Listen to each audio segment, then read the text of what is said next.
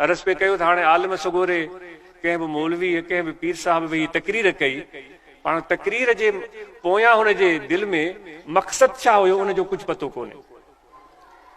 जॾहिं त अल्लाह ताला फरमाए थो त तव्हां उनजे पोयां हलो जंहिंजो रुख मुॾां हुजे। इहो बातिनी मामलो आहे, इहो बंदे ख़ुदा जे विच में आहे।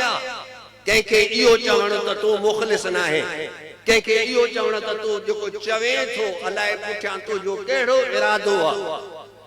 बाबा तूं केरु थींदो आहे? तूं छा सम्झी सघंदे त मुंहिंजो इरादो छा आहे, तुंहिंजो इरादो छा आहे, फलां जो इरादो छा आहे, पोयां पस मंज़र छा आहे, इनखे कोई सम्झी नथो सघे। ये बातिन खे सम्झण वारो फ़क़त अल्लाह।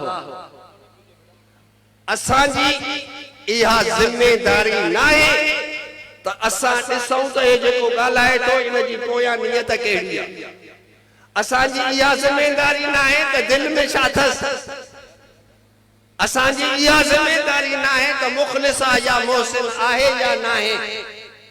असांजी ज़िमेदारी इहा आहे फ़क़त असां इहो ॾिसूं त इहो ॻाल्हाईंदड़ जेका ॻाल्हि चवे थो उहा अल्लाह जे किताब ऐं नबीअ जे हदीस मुताबिक़ आहे या नाहे, दीन मुताबिक़ आहे या नाहे।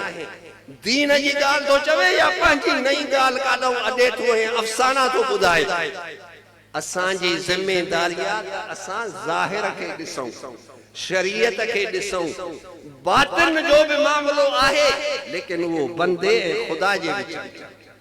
उनजो फ़क़त हिकिड़ो मक़सद आहे त मुसलमान जेको बि नेक अमल करे, ज़िंदगी दीन मुताबिक़ गुज़ारे, त हुनजो मक़सद फ़क़त हिकु हुजे त मुंहिंजो अल्लाह मूंखां राज़ी थी।